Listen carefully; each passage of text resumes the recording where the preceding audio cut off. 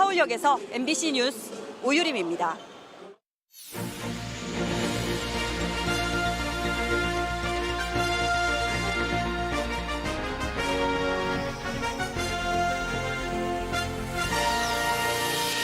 철도 파업이 이틀째 이어지는 가운데 표를 구하지 못한 승객들이 발을 동동 굴렀습니다. 민주노총은 파업 지지를 선언했습니다. 청주공항 민항기의 시간당 이착륙 횟수인 슬롯이 늘어납니다. 충청북도는 국제선 운항 확대를 기대하고 있습니다. 남는 음식을 서로 나누자는 취지의 공유 냉장고가 청주에서 첫 선을 보였습니다. 취약계층 돕기가 아니라 영양 결핍과 과잉을 나눔으로 해결해보자는 실험입니다. 시청자 여러분 안녕하십니까? 계속해서 충북 소식입니다. 철도 노조 파업이 이틀째 이어지면서 충북에서도 주말을 앞두고 여객과 화물열차 운행이 차질을 빚었습니다. 파업은 오는 18일까지 예고된 가운데 충북 지역 노조도 이 파업을 지지한다며 목소리를 보탰습니다. 김은초 기자입니다. 경부선과 호남선을 잇는 주요 갈림길인 오송역. 전광판에 열차 절반 이상이 운행 중지됐다는 안내 문구가 떴습니다. 주말을 앞두고 이동객이 많아진 가운데 이틀째 이어지는 철도 노조 파업 여파로 충북에서도 열차 지연과 취소 사태가 잇따랐습니다. 입석표 구하는 것도 쉽지 않았습니다. 12시 54분이 가장 빠르시긴 한데요. 12시 54분. 네, 입석도 없어요, 지금. 전북 매진이라고 돼 있는데 약속 시간을 다시 잡았죠. 원래 시간보다 1시간 늦게. 평소에는 보통 한 많이 기다려도 한 30분인데 2시간을 지금 더 기다려야 되니까. 이거 입석이에요. 이것도 자석도 아니고. 내일 부산에서 결혼식을 앞둔 예비 부부는 하객들의 예매 취소 소식에 텅 빈 식장을 걱정하며 열차에 올랐습니다. 내일 결혼식인데 원래 예매했던 분들이 좀 기차표가 많이 취소됐다고 막 이런 게 연락이 와가지고 참석이 어려우니까 뭐 무리하지 말라고 이렇게. 제천과 대전을 오가는 충북선 무궁화호는 기존 20회에서 16회로 4차례 줄었고 KTX 운행도 평소 대비 70%대에 그쳤습니다. 화물 운송도 차질을 빚었습니다. 충북 주요 시멘트 회사의 철도 출하량은 평소보다 80% 이상 줄었고 일부 업체는 아예 출하를 못했습니다. 차량 운송으로 대체하고 있지만 파업이 연장되면 타격이 불가피합니다. 지금 갖고 있는 재고 범위 내에서는 판매에 영향 없게끔 출하는 가능한데 파업이 다음 주까지 유지가 된다고 하면 이때는 본격적으로 출하에도 지장이 있을 것으로 예상을 하고 있습니다. 한편 민주노총 충북본부는 이번 파업이 정부의 철도 민영화 수순에서 비롯됐다며 철도 노조에 힘을 보탰습니다. 철도의 분할 민영화를 막고 공공성을 지키기 위한 것으로 모두를 위한 투쟁이다. 정부와 코레일은 이번 파업에 정당성이 없다며 엄정 대처하겠다고 밝힌 가운데 철도 노조는 당초 예고한 18일 이후에도 2차 파업에 나설 수 있다는 입장이어서 파업이 장기화할 수 있다는 우려가 나옵니다. MBC 뉴스 김초입니다. 청주국제공항의 시간당 항공기 이착륙 횟수인 슬롯이 늘어납니다. 한국공항공사 청주국제공항은 동계 시즌인 오는 10월 29일부터 청주공항의 시간당 슬롯을 1회 늘린다고 밝혔습니다. 0시부터 오후 6시까지는 6회에서 7회, 자정까지는 7회에서 8회로 늘어나고 주말은 시간에 관계없이 7회에서 8회로 늘어나게 됩니다.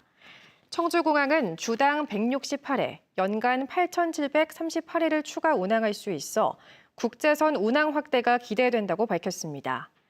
김영환 충북지사는 오는 18일 기자회견을 열고 슬롯 확대에 대한 충청북도의 입장을 밝힐 예정입니다.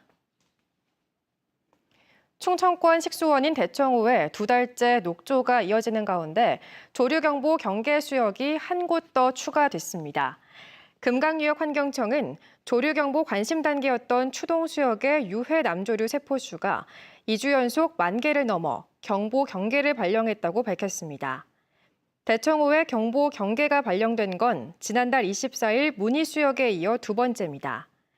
금강청은 지난 여름철 호우로 오염물질이 다량 유입됐고 늦더위로 수온도 평년보다 높아 유해 남조류 증식이 계속될 수 있다고 전망했습니다. 누구든지 남는 음식을 서로 나눌 수 있는 공유 냉장고가 청주에 처음 들어섰습니다. 방식은 비슷하지만 어려운 이웃들을 대상으로 했던 복지 차원의 푸드마켓과는 다르다고 합니다. 조미애 기자입니다. 청주의 한 사회복지관에 냉장고 석 대가 잇따라 서 있습니다. 과일과 채소 같은 신선식품부터 김과 즉석밥 같은 가공식품까지 다양한 식재료와 식품들로 채워졌습니다. 인근 마트며 식품 공장, 영농조합 등이 나눔을 위해 기부한 겁니다. 말 그대로 누구에게나 열려있는 공유 냉장고입니다. 사지 않고 그냥 가져가도 된다는 말에 주민들은 어리둥절합니다. 그냥 가져가면 사람들 많을 텐데 그걸 다 어떻게 그냥 가져가. 가져가고 다음에 나눌 게 있으면 가져오면 된다는 말에 웃음꽃이 핍니다. 엄청 좋을 것 같아요. 다 못 먹을 수도 있잖아요. 1+1 같은 거.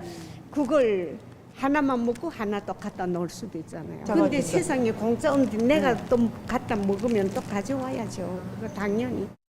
충북대 의대 부설연구소가 영양 결핍이나 영양 과잉 문제를 나눔으로 해결하자며 기획했습니다. 방식은 비슷하지만 주로 취약계층을 대상으로 했던 복지 개념의 푸드마켓 등과 달리 이용에 문턱이 없습니다. 남의 시선 때문에 이용을 꺼릴 필요도 없습니다. 여유 있는 음식들을 서로 공유하면서 에너지 과잉 상태와 이 결핍 상태를 해결할 수 있는 우리 충북 도민들의 건강과 삶의 질을 높일 수 있는 중요한 하나의 방법이라서 식자재 마트, 유기농 영농조합, 김치 제조업체 등 세 곳이 선뜻 기부에 동참해 첫 출발은 순조롭습니다. 연 한 3,000개 가량 1kg짜리 김치 정도로 예상하고 있습니다. 만약 이게 반응이 좋고 꼭 필요한 계층들이 더욱더 많아진다 하면은 지속적으로 양은 좀 늘려갈 생각입니다. 이러한 나눔 시도가 처음 있는 일은 아니지만 결국 지속과 관리가 관건입니다. 매일 유통기한을 점검하는 등 재고 관리에 신경 쓰기로 했습니다.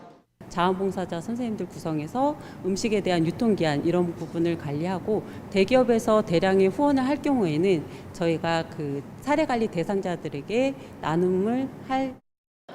해당 연구소는 올해 안에 청주의 3호까지 확대하고 공유냉장고 이용자들을 온라인으로 연결할 수 있는 플랫폼도 마련할 예정입니다. MBC 뉴스 조미입니다. 고향사랑 기부금을 낼 때 기부자가 용처를 지정할 수 있게 하는 법 개정안이 국회에 발의됐습니다. 정우택 국회 부의장이 대표 발의한 개정안은 지자체가 특정 사업에 대한 경비를 고향사랑 기부금으로 모을 수 있게 하고 기부자도 기부 목적과 대상 사업을 지정할 수 있도록 규정했습니다.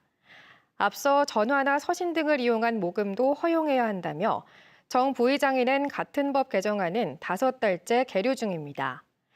올해부터 시행된 고향사랑 기부제는 연간 500만 원 한도로 원하는 지자체에 기부한 뒤 세액공제와 답례품을 받는 제도입니다. 전국 최초의 노인 복지시설과 병행한 학교 복합시설이 충주에 조성됩니다. 충주시와 충북교육청은 교육부가 시행한 2023년 학교 복합시설 공모사업에 선정됨에 따라 50m 길이의 실내 수영장과 노인 건강복지관, 늘봄교실과 주차장 등을 갖춘 학교 복합시설을 조성한다고 밝혔습니다.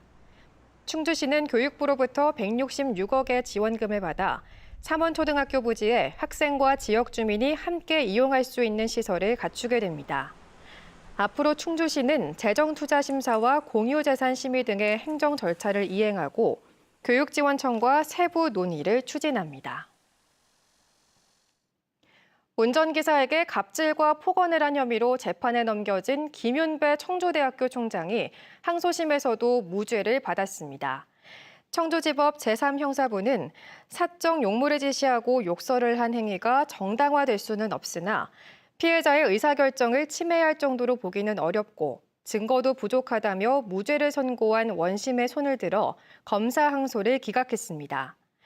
김 총장은 지난 2018년부터 3년여 동안 60대 운전기사에게 업무 외 일을 강요한 혐의로 재판에 넘겨졌다.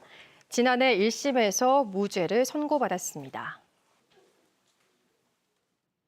충북 청주FC가 내일 오후 안산FC와의 원정 경기를 갖고 14경기 연속 무패 행진에 도전합니다. 이번 시즌 충북 청주FC는 안산을 상대로 2승을 거두며 강세를 보였습니다. 승강제 도입 이후 K리그2 최다 연속 경기 무패 기록은 지난 2019년 광주가 기록한 19경기입니다. 더불어민주당 충북도당이 중앙당 지도부에 충북 10대 현안과 중부내륙지원특별법에 연내 제정을 건의했습니다. 이모선 도당위원장은 오늘 충청권 예산정책협의회에서 국립소방병원 의료진 숙소 건립과 중부고속도로 확장, 청주공항 주기장 확충 등 10대 사업과 지역별 14개 사업의 국비 확보 필요성을 설명했습니다. 또 오는 18일 국회 행안위 법안 소위 안건으로 상정된 중부내륙지원특별법에 대해서도 정부가 반대하고 있다며 연내 통과에 힘을 모아달라고 강조했습니다. 지난 7월 9일부터 19일까지 집중호우에 따른 괴산 지역 복구비 총액이 1,000억 원을 넘어섰습니다. 괴산군은 음성천과 조곡교 등의 개선 복구로 232억 원이 추가 반영돼 위로금을 포함한 복구비는 모두 1,002억 원이라고 밝혔습니다. 특별 재난지역 선포에 따라 국비 추가 지원액은 258억으로 결정됐습니다. 피해 유형별로는 도로와 하천 등 공공시설 복구비가 879억입니다. 충북 소식 마칩니다. 시청해주신 여러분 고맙습니다.